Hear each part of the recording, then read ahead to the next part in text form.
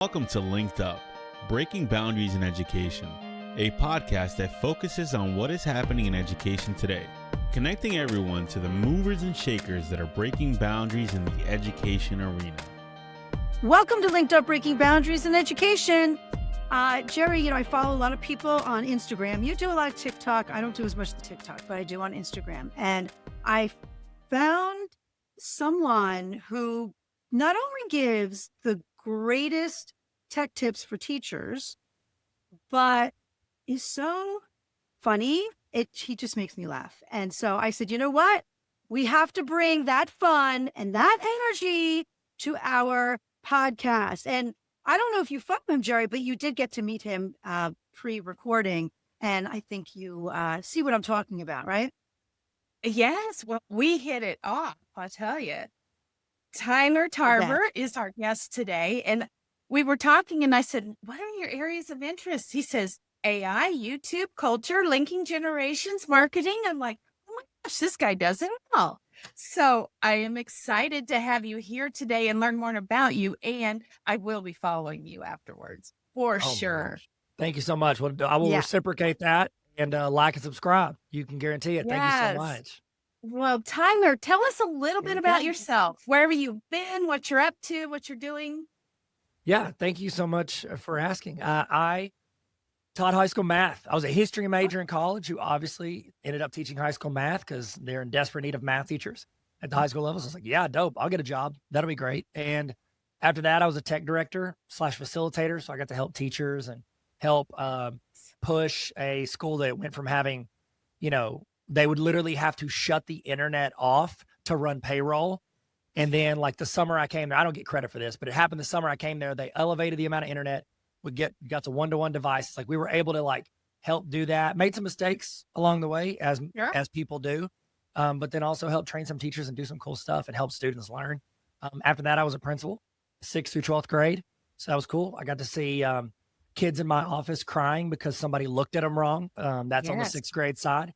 12th graders, they just vape nation every day. They're like, please don't do that. Please stop. Okay. This is not an elevator in New York. Please stop vaping. Gosh. And then after that, I was at central office. So I was like a fake assistant superintendent.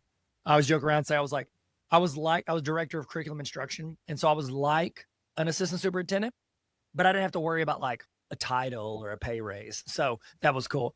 And then I was a dean of a college. I ran a branch campus of a college and did that for a while. And now I get to work with teachers all around the world. And I love it. I love it. It's just the most underrated profession. And I love helping them and making their life easier and eliminate frustrations they have every chance I can. You have a great background, lots of experiences. Not at all. Yes, I like that. What are you doing now with teachers? So now, like in the summer, it's a lot of going to, do some lead some workshops. I do some keynotes, depending on what the school needs. Sometimes they just need to hey, get us excited and give us a ton of free resources. I'm like, I got you, fam. Watch me cook. You know what I mean? I'll just go in, we'll get excited. I have this game I always do at the end. That's like that teachers really enjoy and do some giveaways. And so it's really fun, get them excited, but then also try to give them some thoughts, some mindsets. I do the Simon Sinek golden circle. You got the why, the what, and the how. So anytime I talk, I just fluctuate between here's the why, and I give them a story. This is why this matters. This is why you should lean in. This is why you don't ignore this. And then here's what you can use, and then here's how you use it. So sometimes it's full day workshops, depending on if that's what they want, and then virtual trainings and just whatever teachers need. I try to meet those needs any way I can and help schools make their life easier. Now, can teachers access your resources on their own, or do they need to do that through their school? Oh my gosh. Thank you for asking. Oh my God. Yeah. All right. 10 points to Gryffindor. You've earned it. Okay. So I actually have a website. So in the process of me over the, past 5, actually been making videos for YouTube since 17 years now. But over the past 5 to 10 years, I've been making a lot more trainings for teachers. And anytime I do a virtual training, I put that up on my website. It's tarveracademy.com. If you just want the free stuff, because teachers just want the free stuff, tarveracademy.com/resources. Put in your email, you get it saves you probably a couple $1,000s on any teacher website. But I do have an area, it's a membership. It's called the Honor Roll because every teacher was on the Honor Roll. We know it. We're smart. We're wonderful. We're so great. But if you go to tarveracademy.com/honor roll, sign up. It's like, I think like $30 a year, $3 a month, whatever. But you get access to like 200 plus hours of trainings, like Canva, AI. I've got some digital conferences. I've got my Baller Teacher Conference on there I did a few years ago. Like most states, teachers have to get like, trainings and professional development stuff. And my thought was, it costs a lot. I've had to be the one that signed those checks at central office. It's expensive. So I'm like, I've got a school version where a school can sign up. Every teacher at their school can just sign in through the summer, watch a 3-hour video. A lot of them have playbooks, workbooks. They can work through it and they can knock out their hours and hopefully get 1 or 2 tips that they can like save themselves hours a week with all these tools and tips. So that's my goal. And if not, win-win. Get to do it in your bunny slippers and you'll save time. That's right. PD and your That's PJs. right. That's what they say, Yes, right? I love that. Yeah, that's right. What state are you in, Tyler? Yes. Arkansas. Arkansas is the move. Well, and you talked about There we go. Baller Teacher. Yeah. You have a book named Baller Teacher. What is a Baller Teacher? Oh my goodness. Great question. It's called it's the Baller Teacher Playbook. And I built it as like, what would I want to have when I was a principal? Like, what would I have wanted to do? And so what I did was, and then I was like, okay, that's the setup. So I did it like 18 chapters. So principals can buy it for their school and then do it, 1 chapter a week for a semester or once every 2 weeks for the year. And I also have a spot in there for teachers where it's like, I've been the teacher that did the book study and you're walking to talk about the chapter and you didn't read 3 words. So even in the back, I thought of the teachers. I have a spot called TLDR, which is internet for too long didn't read. And it has 3 bullet points so that you can be a part of the conversation. I got teachers back, even if it means not reading my book. So it's just a book I wrote because I'd done that keynote for a few years and it seemed to resonate with teachers. It's about connecting our generation, like old school, like tradition, like the good stuff from old school that we like, not the bad stuff, like, work ethic, putting in time and experiences and learning, like all that stuff, but then tying it into like, how do we connect to this next generation? Because they built different. You know what I mean? Like, how do we bridge that gap and help them get excited to learn and also kind of layer in some of the stuff we know is important? Exactly. Yeah. Because we don't want to let it all go because there is some good stuff there. Yeah. Let's drop the bad stuff like, slavery, hatred, all the things from the past we don't like. Let's not do that again. But let's do some of the cool stuff that's like, hey, I'm going to tie this in and I'm going to make it relevant to you, but also going to relate it to stuff that you actually care about. Oh, that is wonderful. I bet teachers are loving this.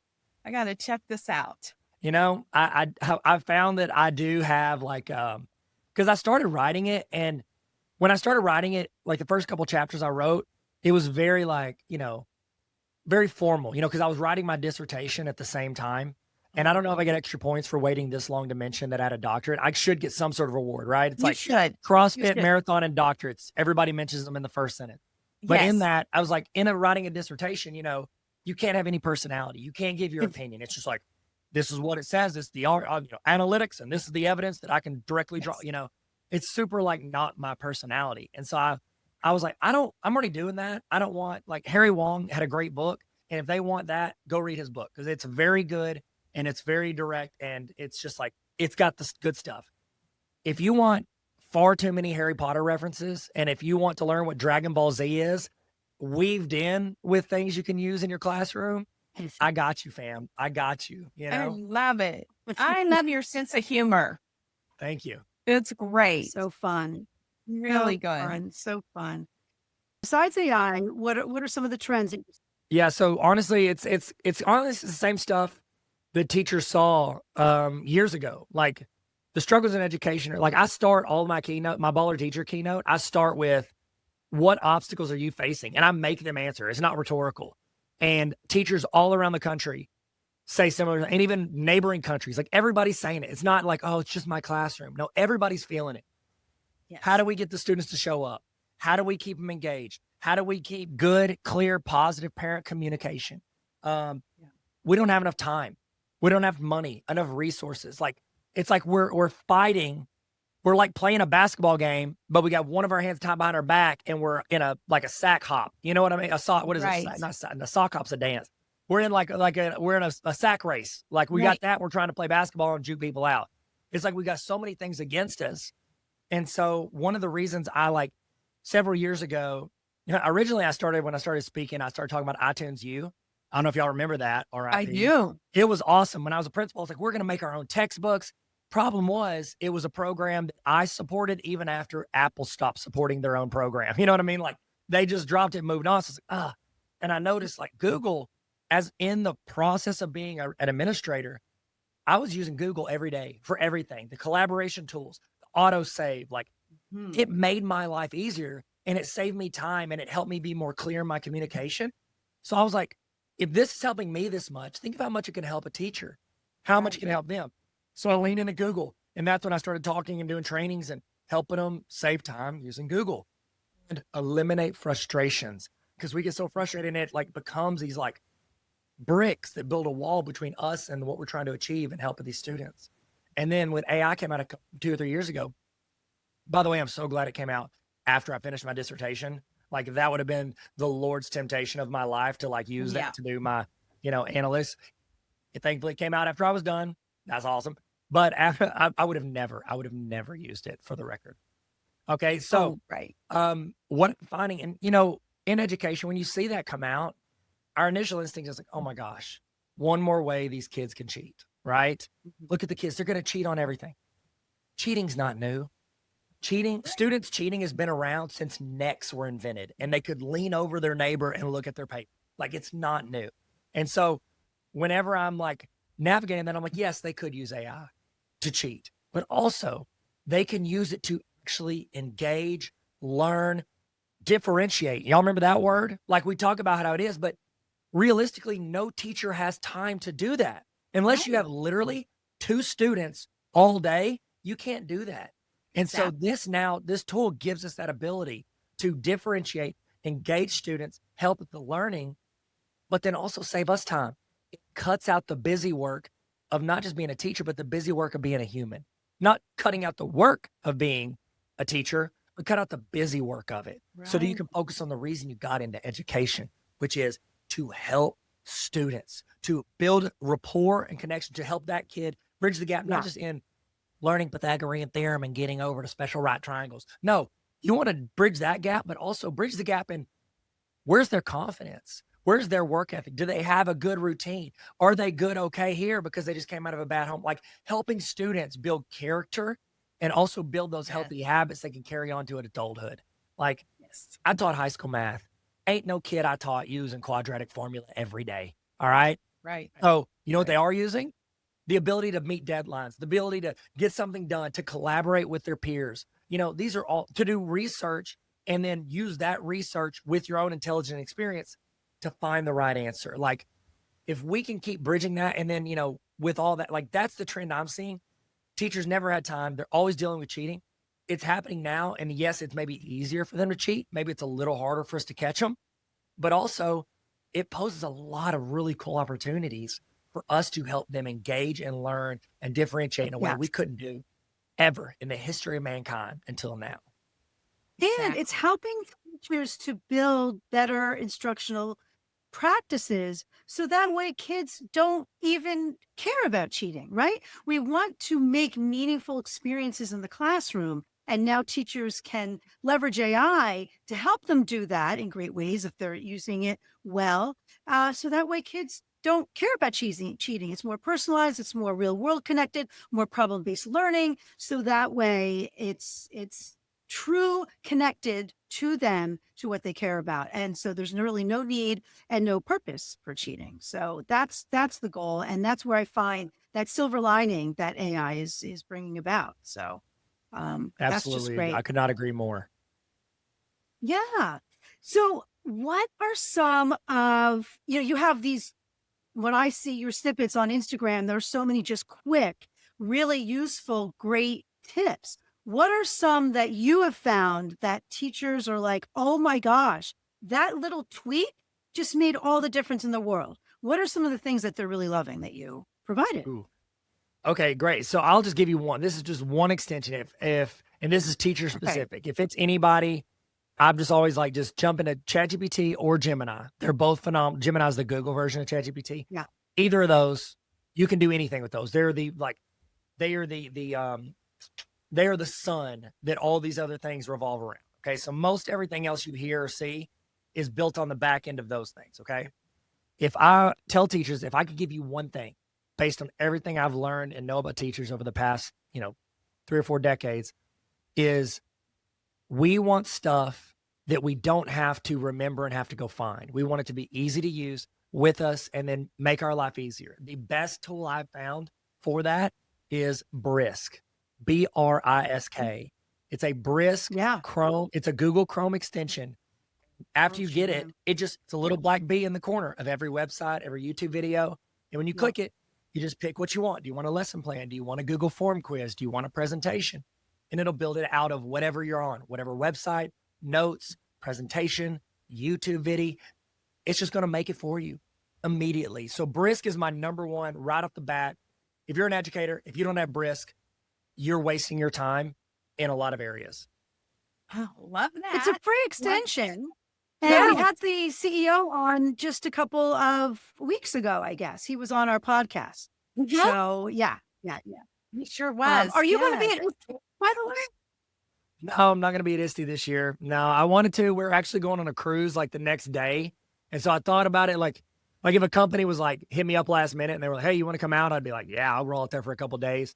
But it's kind of a relief that I'm not doing it because, y'all know that the turnaround, if you go there for a couple of days, there's so much at ISTE you're doing. You're never stopping. And then trying to catch up and then get on the cruise and paying $1,000 for Wi-Fi, I'm like, this is good stuff. I'm good. Yes.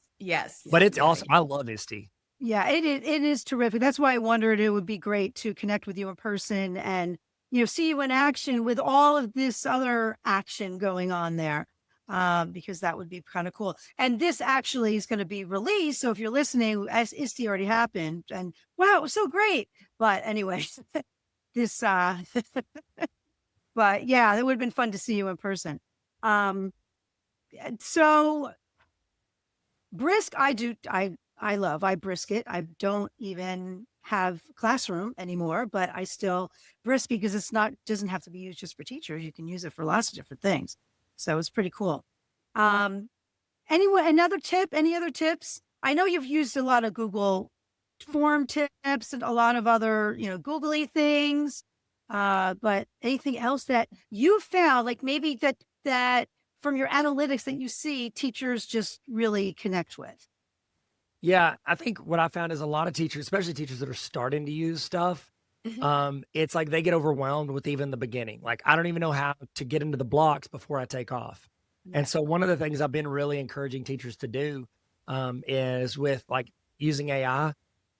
They're like, well, I'm not sure what prompt to put in. I'm like, well, then tell it what your goal is and ask it to help you come up with a prompt. So honestly, and they're like, wait, so you use AI to make the prompt to then ask AI? I'm like, yeah, absolutely. Like it's not a Google search. Okay. Google search is amazing. I love Google search. It's not Google search. You don't have to like, here comes the pitch and the swing. Like you're not resting on that one attempted hit. Right. You could go in and be like, all right, let me throw your pitch. Ooh, a little fast. Okay. I want to tweak it. I want you to throw it a little slower, do like a little curve, like you get to choose. It's a back and forth. It's a conversation. It's just like what we all, there's a running like joke on memes. Like in second grade, did anyone else have to learn square dancing for no reason? Like it's a square dance of you and the AI.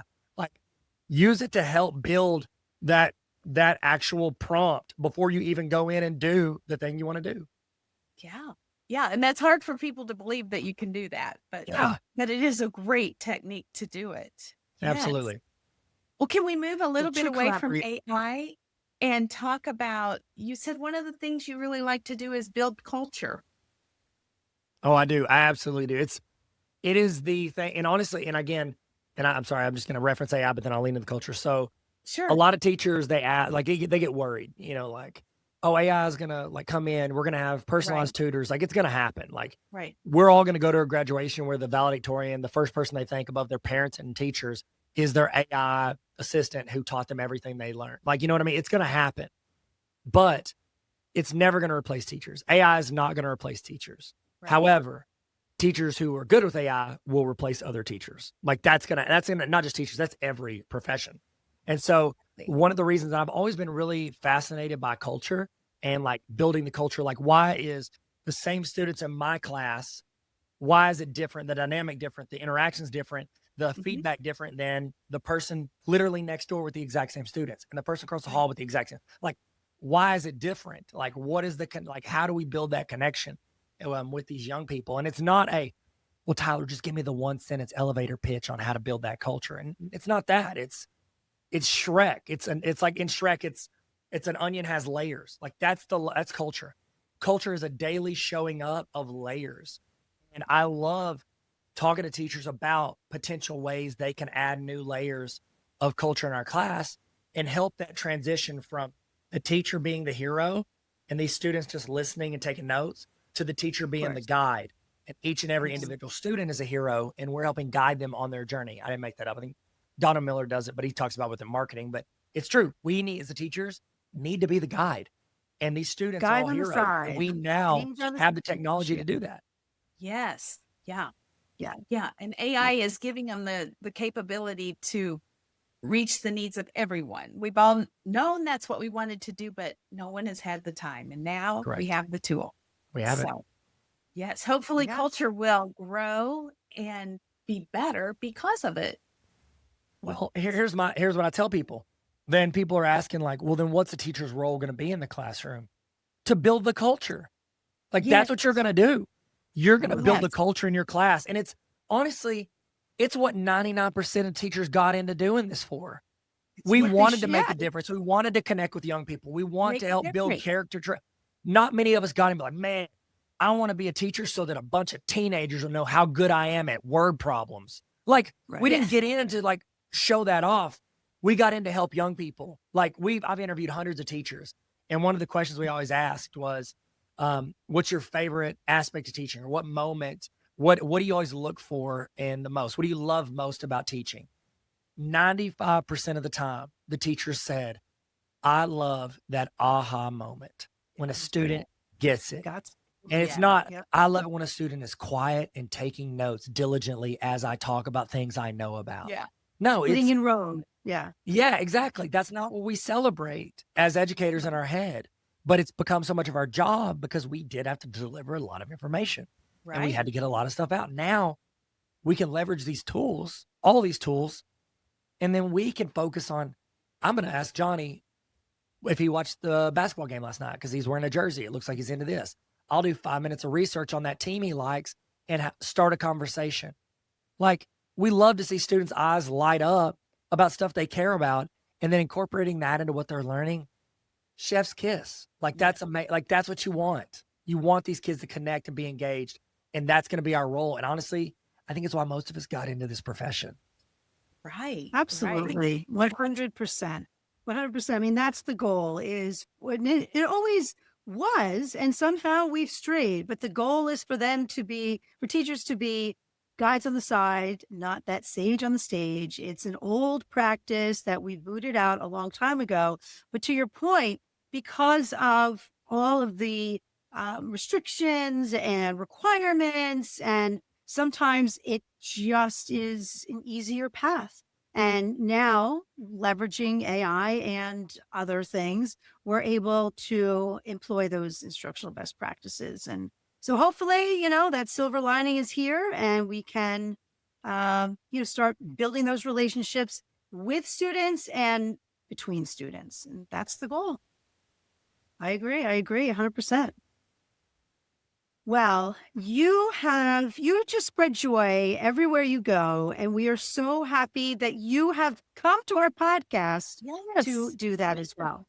Yeah. Thank y'all so much for having me. You guys are wonderful. And I love what you're doing here. And I'm so thankful to be a very, very, very small part of today. And I'm so thankful for you guys. Thank you for everything you do. I can't wait to get on and see all of your videos with all the great ideas. Jamie always finds great people for us to interview. So it's been a pleasure to get to meet you, Tyler.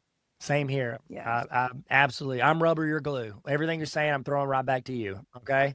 There we go. Oh, so where can people find you online? I mean, I'm Tyler Tarver. Yeah, at Tyler Tarver on everything. I think TikTok might be at Dr. Tyler Tarver.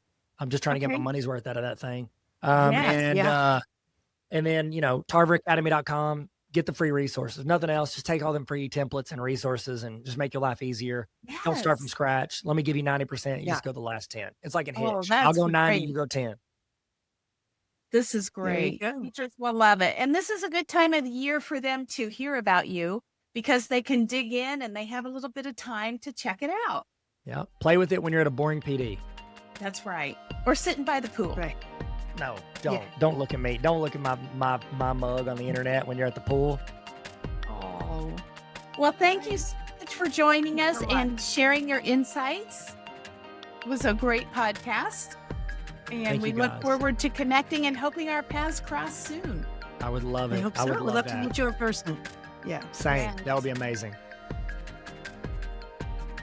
Thank you for listening. And if you would like to stay linked up, be sure to follow us on Apple and Spotify and subscribe to us on YouTube.